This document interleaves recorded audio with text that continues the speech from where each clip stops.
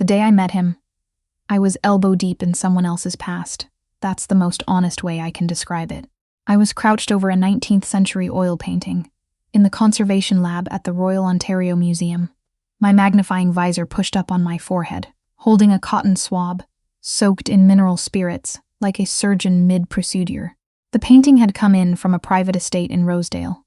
A landscape, technically, though the varnish had yellowed so badly it looked more like a fever dream than rolling fields.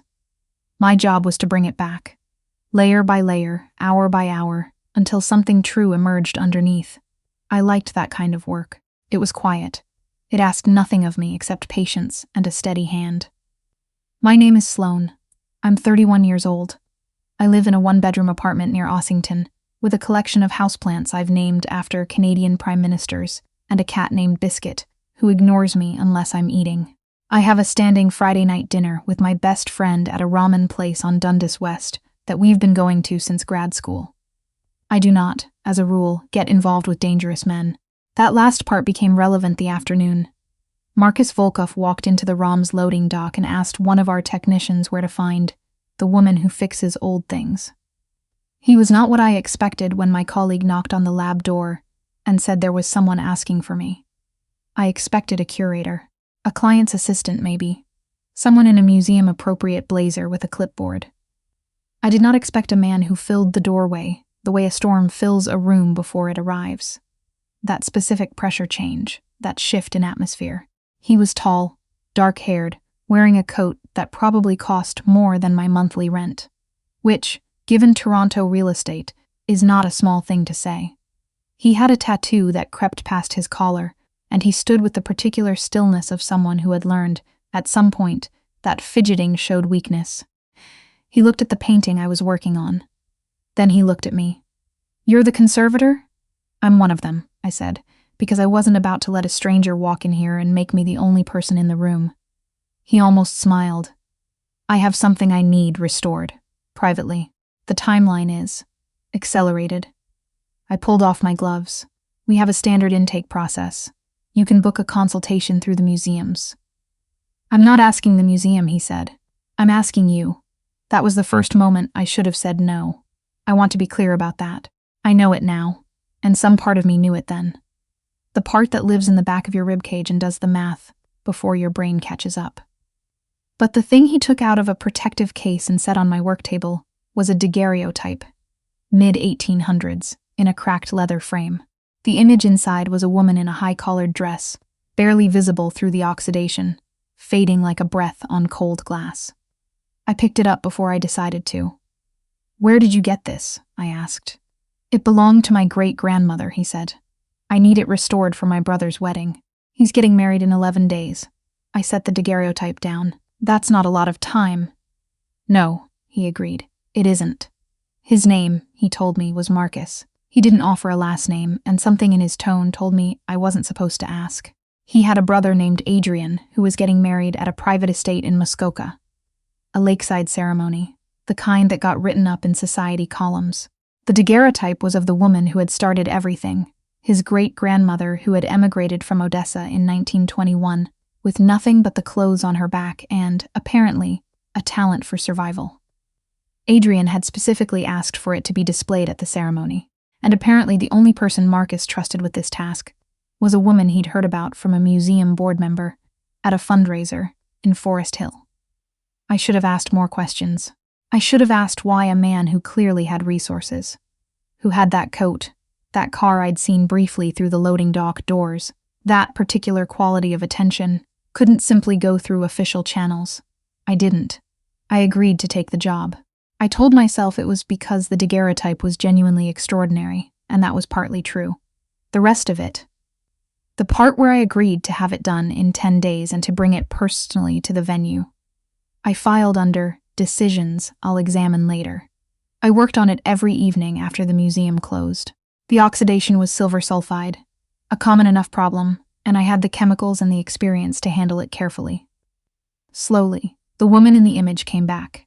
High cheekbones, a direct gaze that looked modern somehow, that looked like someone who had already survived things and was not afraid of what came next. I thought about her while I worked, what she'd carried, what she'd left behind. Marcus came by twice during that week. Not to check on the work, or not only that. The second time, he stayed for an hour and asked me questions about the restoration process that were more thoughtful than I expected. He knew what silver mirroring was. He knew the difference between a daguerreotype and a tintype. He'd done his research, or maybe he'd always been curious about things. It was hard to tell with him which knowledge was acquired and which was innate. On the third visit, 5 days in, he didn't ask about the daguerreotype at all. "The wedding is at the Faulkner estate," he said. "Saturday. I need someone with me." I looked up from the light table. "I'm sorry?" "A date," he said, like it was a perfectly normal request. "Someone who doesn't belong to any of the factions. Someone neutral. Someone who can move through a room without drawing the wrong kind of attention." "You're describing a professional escort," I said. "Or possibly a spy." This time he actually smiled briefly, like it surprised him. "I'm describing you." I told him no. I said it clearly and without ambiguity, which I was proud of later. He didn't argue. He just looked at me with those careful gray eyes and said he understood, and he left, and I finished the restoration. The daguerreotype came out beautifully. The woman from Odessa looked back at me from 1921, clear and present and real. I brought it to the estate myself. I told myself it was just professional delivery. I brought my good coat, the charcoal one I'd bought on sale at a Holt Renfrew sample event 2 winters ago. Because the estate was in Muskoka, and even in June the evenings near the water got cold. The estate was enormous. Georgian revival, fieldstone, the kind of grounds that took a small army to maintain. There were cars in the circular drive that I couldn't have named, but could sense were expensive. There were people moving through the entrance hall in formal wear, and there was a particular quality to the gathering, a charged, watchful quality that I started to feel before I fully understood it. Marcus met me at the door. He was wearing a dark suit, no tie, and he looked at my coat and then at me and said, "You came. I'm delivering the daguerreotype," I said. "Professionally." "Of course," he said. And then, quietly, "Thank you for coming." He introduced me to his brother Adrian, who was warm and genuinely excited about the image of his great-grandmother, and held it like something sacred. His fiancée, Petra, had tears in her eyes when she saw it. For about 45 minutes I was simply a conservator who had done good work, standing in a beautiful room, watching 2 people be happy. Then I noticed the man by the east window who kept looking at Marcus, and not in any way that suggested friendship. I noticed how Marcus positioned himself in the room, always with his back to a wall or a window, always aware of every entrance. I noticed that there were men circulating through the space who were not guests. I could tell by how they held themselves, by the small earpieces, by the way their eyes moved in arcs, rather than landing on anything with social warmth.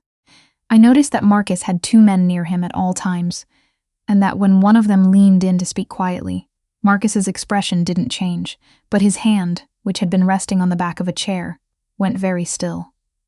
"You should go," he said to me, low, appearing at my elbow. "There's a car outside. I'll have someone drive you to Huntsville. You can get the train back." "What's happening?" "Nothing that concerns you, Marcus." I used his name without thinking. "What's happening?" He looked at me for a moment, that gray stillness, then, "Someone here tonight is not who they say they are, and I need to know who before the ceremony ends." I should have gotten in the car. I know that. I've turned it over many times in the months since, held it up to the light, the way I hold damaged things up to the light, looking for where the cracks started. "I didn't get in the car," I said. "Tell me what you need." What he needed, it turned out, was someone who could move through a social event without triggering the particular defensiveness that Marcus's presence seemed to generate in certain people. Someone who could stand next to the bar, or near the dessert table, or in a corner holding a glass of Niagara Peninsula Riesling, and simply listen. Record what she heard, bring it back. I'm a conservator. My entire professional life is about observation, about noticing what's been changed, what's been hidden, what doesn't fit the period. I was better at this than either of us expected.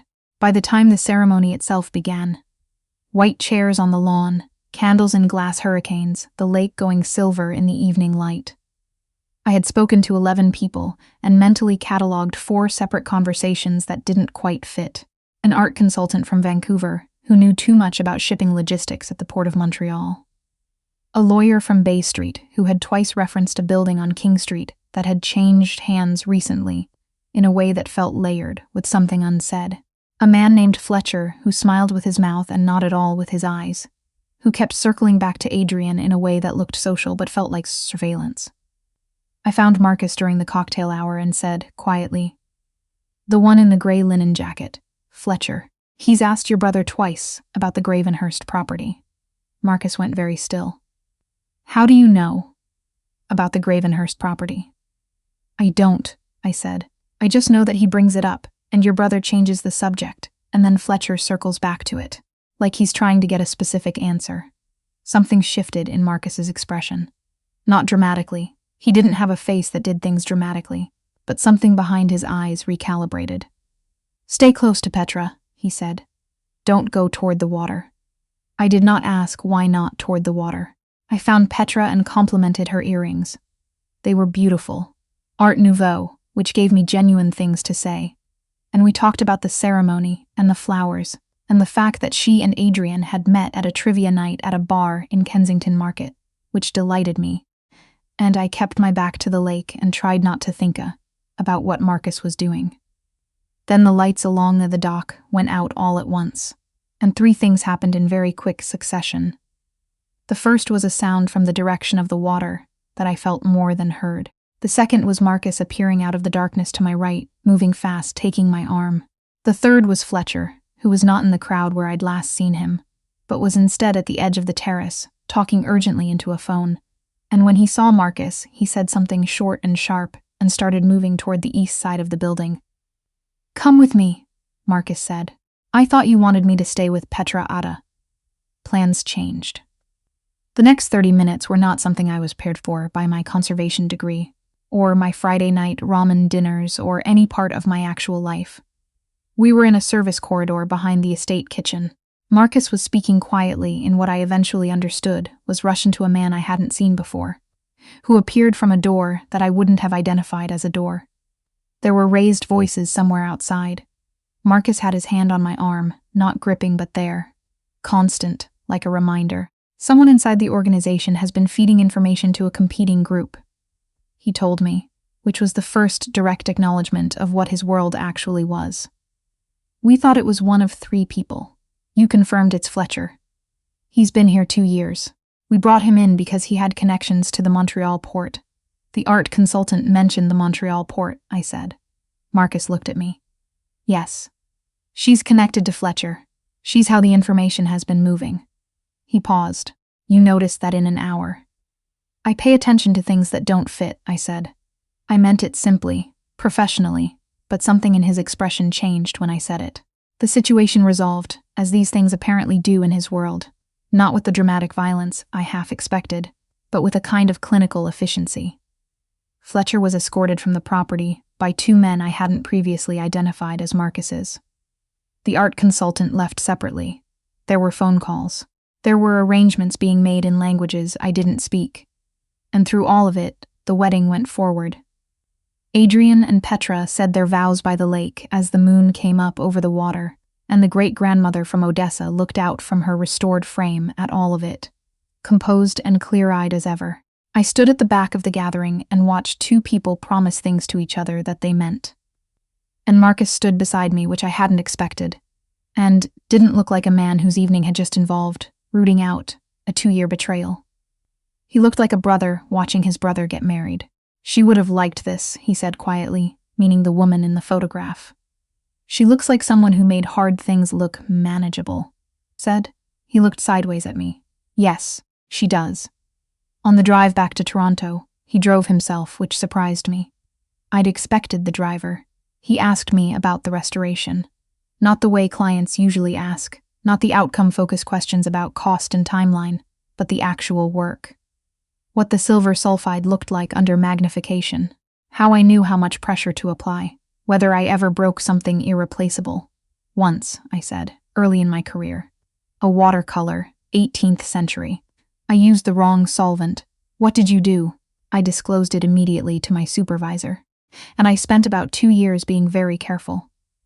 I looked out at the 400, the lights of the city starting to accumulate on the southern horizon. Mistakes in my field don't disappear. They're just part of the object's history now. You have to work around them. He was quiet for a moment. I've broken things I couldn't disclose, he said. It was the most personal thing he'd said to me, and he said it simply, like a fact he'd made peace with. I didn't respond immediately, because I didn't want to say the wrong thing. The kind of thing that sounds understanding, but is actually just noise. I think everyone has, I said eventually. The difference is whether you keep going. He dropped me off in front of my building on Ossington. We sat for a moment in the car after he'd stopped, not in an awkward way, but in the way of two people who have just been through something together and aren't entirely sure what the appropriate next step is. The daguerreotype, he said. You brought back something I didn't think was recoverable. That's the job, I said. Maybe, he said. Or maybe it's who you are. I got out. I went upstairs. Biscuit was waiting for me on the kitchen counter and head-butted my chin with aggressive affection, which I took as a form of welcome. I stood at my window for a while and looked at the street. At the lights of the city that was always slightly too awake, even at this hour. I thought about a woman who had crossed an ocean in 1921 with nothing but herself. About the things we carry and whether they survive. My phone buzzed. Thank you. A pause. Then, for the daguerreotype. For everything else. I stared at it for a moment. Biscuit knocked a succulent off the windowsill. I caught it before it hit the floor. I typed back. The succulent is fine, in case you were worried. It took him 45 seconds to respond, which felt significant. I'll remember that about you, he sent. You always catch things before they fall. I set my phone down. I looked at the succulent in my hand, a small, stubborn thing adapted to survive neglect. I put it back on the sill, and I started quietly to think about what came next.